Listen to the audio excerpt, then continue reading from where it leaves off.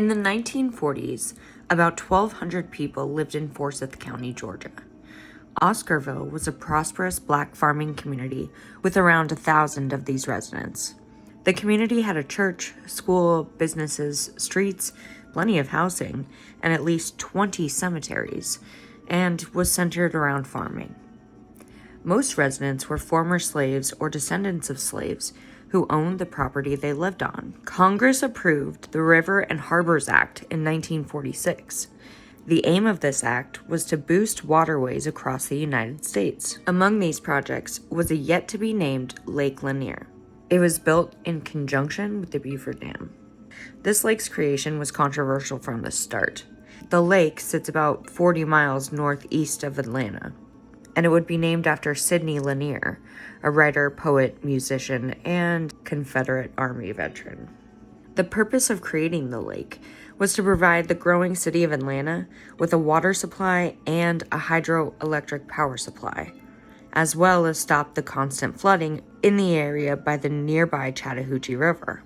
It was never designed to be a recreational lake like many use it today. Although the Corps of Engineers said the lake was safe, it is full of debris, like cars, bridges, buildings, roads, and even cemeteries. But to build the lake, they needed to accumulate 50,000 acres of farmland. The families, some of whom owned land for the first time in generations, didn't want to give up their land, but they were displaced. In fact, the government displaced around 250 families, although some say it was around 700. At least 15 businesses, and relocated at least 20 cemeteries in the process. Although some divers have claimed to have found 20 cemeteries with graves and headstones at the bottom of the lake, indicating that they were not actually relocated. It took 5 years to fill the lake completely.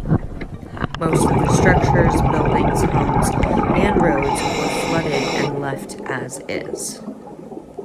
Since Lake Lanier was created, nearly 700 people have died in the murky waters. At least 27 have never been found, and many of these deaths have occurred under strange and unexplained circumstances and remain unsolved to this day. The underwater surface is apparently one of the most dangerous in the country, and there are constant rescue and recovery calls from the lake. Some local divers say that they've been underwater and they reached out only to feel a hand or an arm. There have also been over 500 boat accidents on Lake Lanier. This is particularly due to the receding water levels and unpredicted water depths, exposing boats, cars, structures, and trees.